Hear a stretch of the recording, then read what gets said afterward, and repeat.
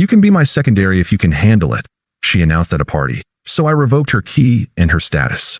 Now she's sick, robbed, and I genuinely don't care. Hey viewers, before we move on to the video, please make sure to subscribe to the channel and hit the like button if you want to see more stories like this. Thanks. The bass from the speakers was a physical thing, thumping against my chest like a second heartbeat. I leaned against the kitchen counter, clutching a lukewarm beer I didn't really want, and tried to look like I was having a profoundly spiritual time. Chloe's friend, Maya, had described this party as a vibrational gathering of aligned souls. So far, it seemed to involve a lot of expensive vodka, someone burning Palo Santo so aggressively it made my eyes water, and a guy in a linen shirt explaining how his astrological chart made him bad at answering texts. My eyes found Chloe, as they always did. She was across the room, caught in a bubble of laughter with Jake. He said something, and she threw her head back, a gesture that was once so familiar to me, now felt like a performance for a new audience. Jake, the visionary digital nomad who supposedly funded his travels through dropshipping and energy work. He placed a hand on her arm, and she didn't shake it off. A memory, sharp and unwelcome, flashed behind my eyes. Me, on my knees under the sink in our apartment, wrestling with a stubborn U-bend. Chloe was holding a flashlight, complaining about the smell. It's just so gross, Alex. Can't we just call someone? I told her it was fine. I could handle it, saving us $200.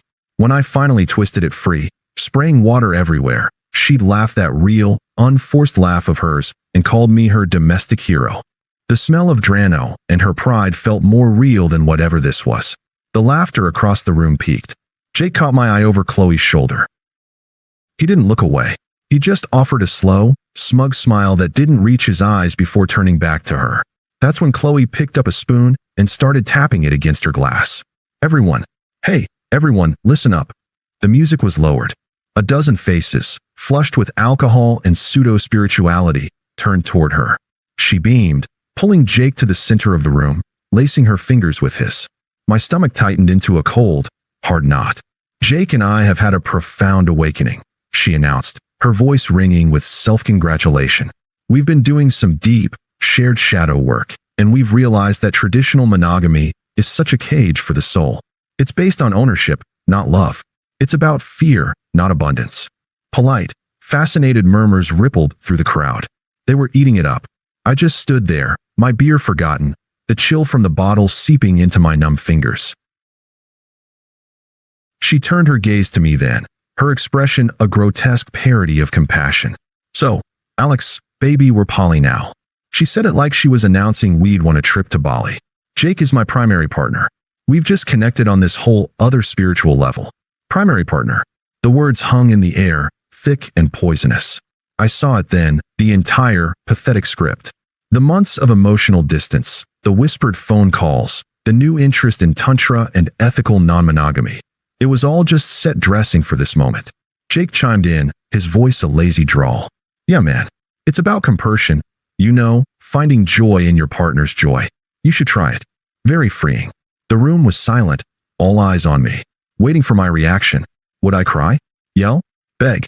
That was the drama they were tuned in for. But a strange calm descended over me. The confusion burned away, leaving only a clear, cold certainty. This wasn't a negotiation. It was a public execution of our relationship, and I was being offered a front row seat to my own demotion. I pushed off from the counter. The movement was smooth, deliberate. I didn't look at any of them as I walked toward Chloe. I focused only on her, seeing the first flicker of uncertainty in her eyes as I approached. The smugness on Jake's face began to falter. I reached into my pocket and pulled out my keys. The familiar weight of them in my hand. The key to my car. The key to my parents' house. And the key to my apartment. The one on the lease I signed alone. The one I'd welcomed her into. I worked the apartment key off the ring. The metallic click echoed in the quiet room. I held it up, pinched between my thumb and forefinger. My voice, when I finally spoke, was low and flat. It didn't sound like mine. It was the voice of a man who had just seen the last thing he needed to see. This key, I said, my eyes locked on hers, comes with conditions you're no longer interested in. Like loyalty, respect, and not being a fucking joke. I didn't hand it to her. I leaned over and set it down on the table beside her, next to a half-eaten bowl of kale chips. An act of dismissal. You can get your things tomorrow. Between 9 and 11. I'll have Mike there. I finally turned to include Jake in my gaze. Both of you can come. After that, you won't need this. I turned to leave. My hand was on the doorknob when I paused. I looked back at the room full of stunned, aligned souls. Enjoy the rest of your enlightened party. I opened the door and stepped out into the cool, quiet night, closing it firmly on the noise behind me. The silence was absolute. The silence in Mike's car was a thick, heavy blanket. He didn't ask. He just drove, his knuckles white on the steering wheel, cutting through the city lights that blurred into meaningless streaks. My place, he finally said, his voice gruff. Couch is yours. Don't fucking argue. I didn't have the energy to argue. I just nodded, staring out the window. The numbness was a welcome anesthetic. It was better than the alternative. The searing, humiliating pain waiting just beneath the surface, the echo of her words. Primary. Secondary. If you can handle it. We got to his apartment. He tossed me a blanket and a pillow from a closet. You want to talk about it? I shook my head, my voice a dry rasp. Not yet. Okay. He clapped me on the shoulder. Okay, man. He went to his room. I stood in the middle of his living room, the blanket in my hands, utterly lost. The numbness began to recede, and the first wave of reality crashed over me. My home, the one I'd painted, the one with my books on the shelves, my coffee maker on the counter, was now occupied territory. It was contaminated. I didn't cry. I just sat on the edge of the couch, my head in my hands, and replayed the scene on a loop. Her smug smile, Jake's patronizing tone, the key on the table. Had I really done that? It felt like a scene from a movie someone else had written. Sleep was impossible. Every time I closed my eyes, I saw their faces. At 5 a.m., with the first gray light of dawn seeping through the blinds, I picked up my phone. The instinct was primal, automatic. Check her social media. See if she posted anything. See if it was real. My thumb hovered over the icons. And a cold, clear thought cut through the fog of pain. No. This wasn't a misunderstanding. This wasn't a test. This was a choice. Her choice. And she had made it in the most publicly cruel way possible. Giving her my attention, even my hatred, was just another form of engagement. Another form of being her secondary. So I didn't search for her name.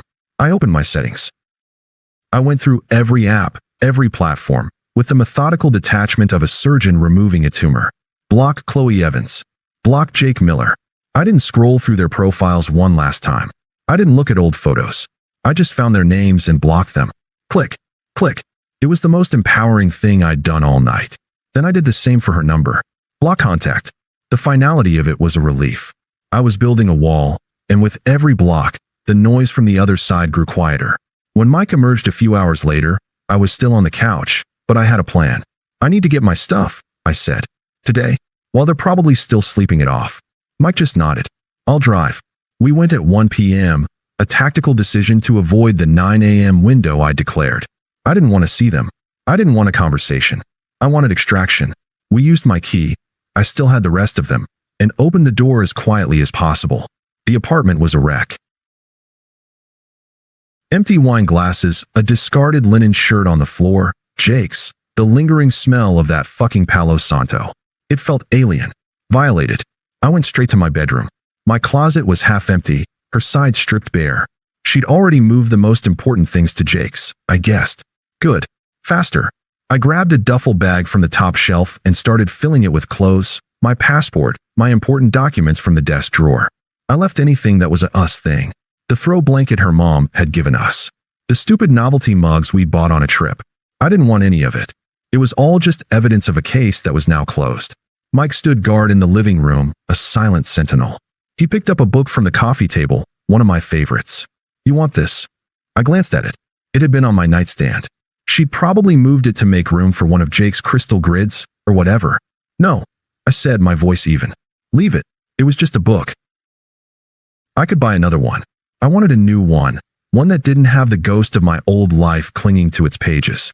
The whole process took 20 minutes. We didn't speak. We just moved, efficient and quiet.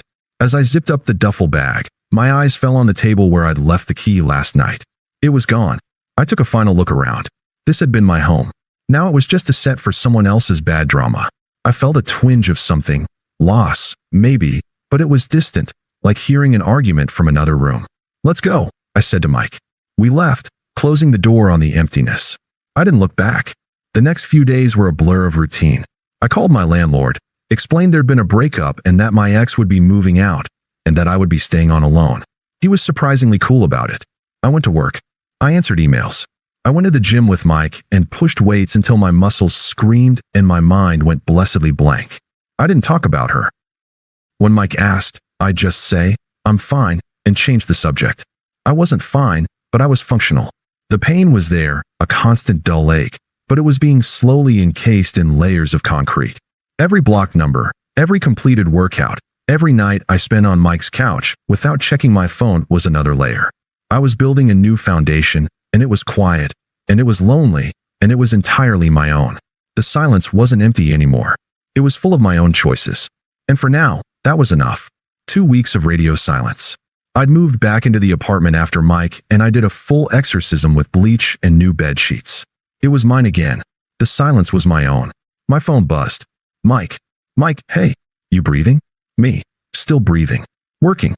Mike, okay. Look, I'm only telling you this so you don't hear it from some idiot. Jake moved in. I stared at the text.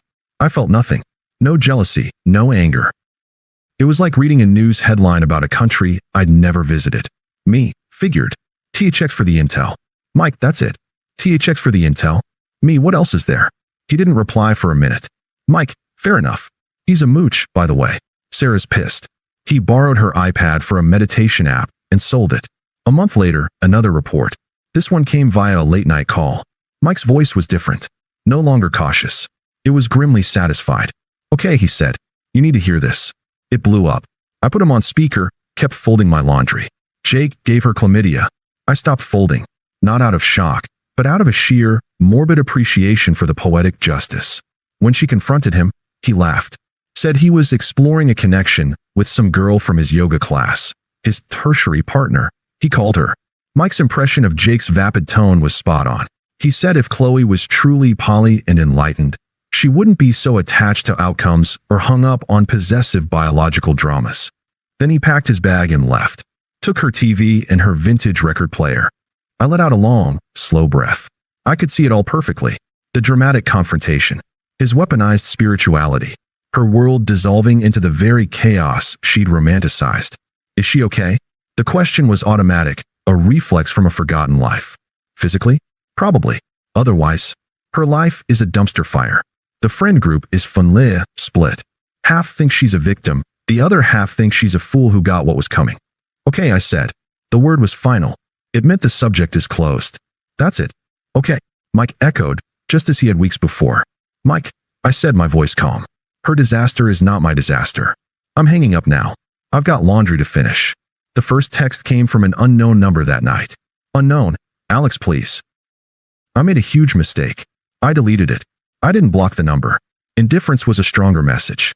The next day, another. Unknown. He used me. He was a monster. You were right about everything. I could almost hear the tears, the self-pity. She wasn't apologizing. She was recruiting me for her new role as the victim. Unknown. I'm so sick. I need you. The person I really connected with was always you. That one almost made me laugh. The sheer, audacious rewrite of history. I deleted it. The text stopped. Then, the voicemail. Her voice was raw, but now edged with something else. Entitlement. What? You're too good to talk to me now. After everything we had. I'm hurting here, Alex. The least you could do is answer. You're being so cruel. Just talk to me. There it was. The true colors. I wasn't a person. I was an emotional support animal that had failed to report for duty. I saved the voicemail. Not out of sentiment, but as a reminder of the bullet I'd dodged. The final gambit was Sarah. Her name flashed on my screen, and against my better judgment, I answered. Alex, she began, her voice strained with the weight of being the peacemaker. Hey, listen. I know it's complicated, but she's a mess. She learned her lesson. Can't you just be the bigger person and talk to her? She really needs you right now. I felt a surge of cold anger, not at Chloe, but at this entire toxic ecosystem that expected me to clean up a mess I didn't make. Sarah, I said, my tone flat and firm. Her needs are no longer my concern. I've moved on. Please don't call me again. I ended the call and finally blocked her number 2. The circle was complete. Months later, I was at a small gallery opening for a coworker. I was there with Laura, a woman from my kickboxing gym. She was sharp, funny, and had zero patience for drama. We were laughing about something, my hand resting lightly on the small of her back, when I felt a presence. I turned. Chloe.